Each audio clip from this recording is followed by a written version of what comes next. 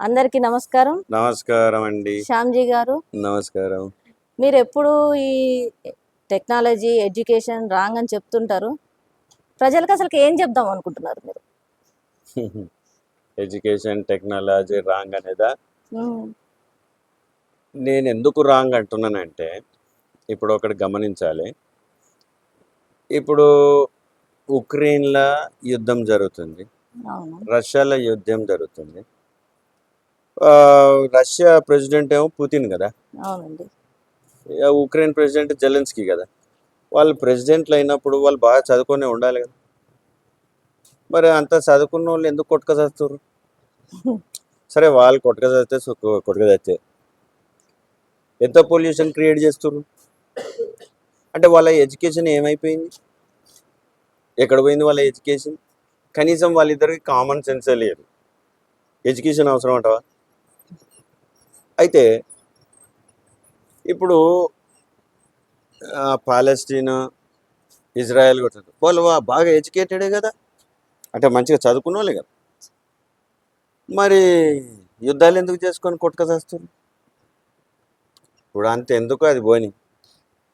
మన పార్లమెంట్ చూడు, మన పార్లమెంటే కాదు, వరల్డ్ ఎన్ని పార్లమెంట్లు ఉన్నాయో సూటు బూట్ వేసుకొని వస్తారు, గల్లలు పట్టుకొని కొట్లాడతారు. వాళ్ళంతా చదువుకున్న వాళ్ళే కదా. మరి కామన్ సెన్సే లేకపోతే నీకు చదువేందుకు? ఫస్ట్ నీకు కామన్ సెన్సే లేదు, చదివేందుకు? సరే, చదువే కరెక్ట్ అనుకుందాం, మరి నీ కామన్ సెన్స్ ఏది? కామన్ సెన్స్ ఉండకపోతే అసలు నువ్వు దేనికి పనికి వస్తావు?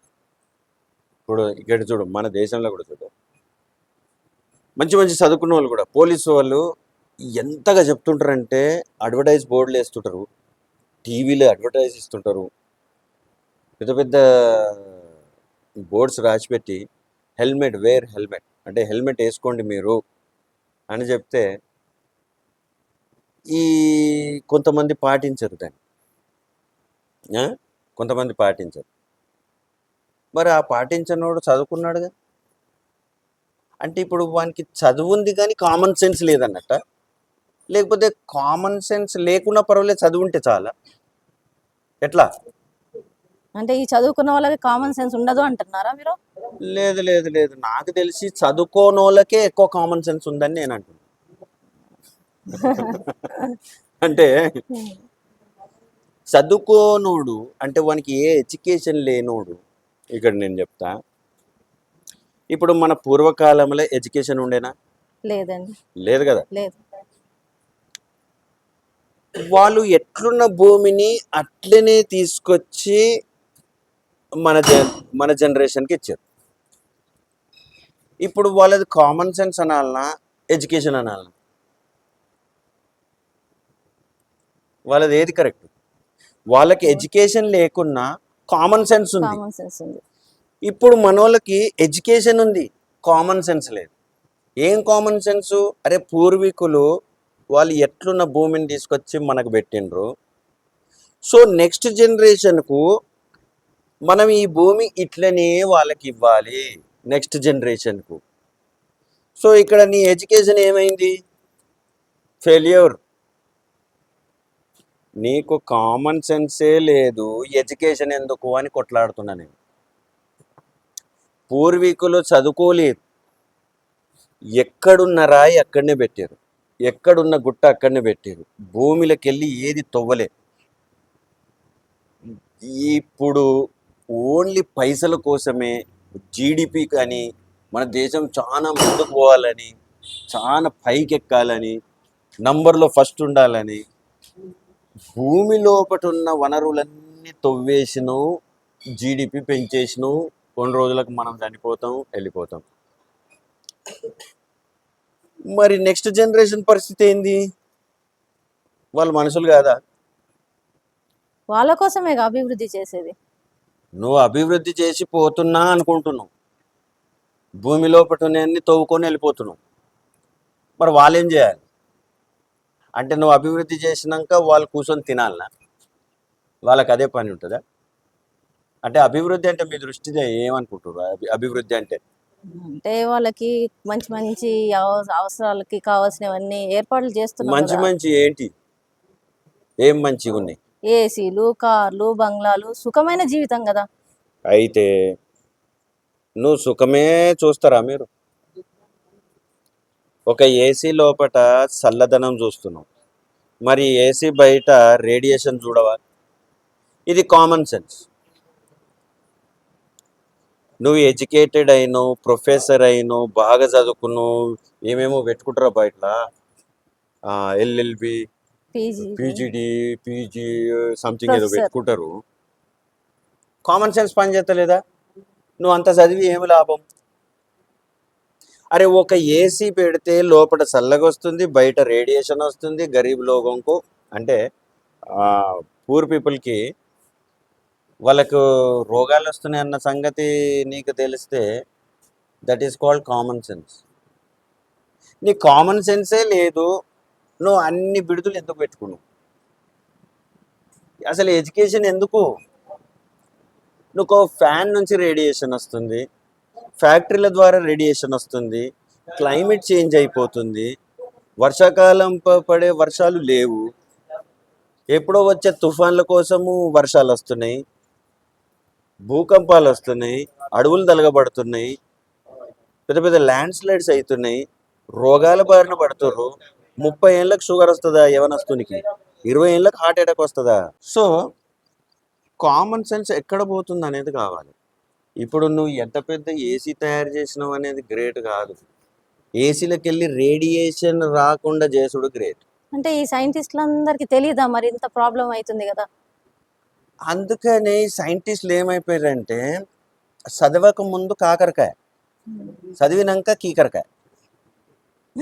అంటే ఇది ఎట్లయిపోయిందంటే మేము భూమిలోకి వెళ్ళి తీసి ఏదో సృష్టించినాం అనుకుంటారు, ఆ భూమిలోకి వెళ్ళి తీసిందే రేడియేషన్. సరే, ఇప్పుడు ఈ సైంటిస్టులు కూడా చాలా మంది దేవుళ్ళని నమ్ముతారు కదా. సరే, ఇప్పుడు మనం రాముడు దేవుడు అనుకుందాం, కొంతమంది యేసుప్రభు దేవుడు అనుకుంటారు, కొంతమంది అల్లా దేవుడు అనుకుంటారు. మరి ఈ దేవుళ్ళకు అవసరం రాని టెక్నాలజీ, ఎడ్యుకేషను ఈ మనుషులకి ఎందుకు?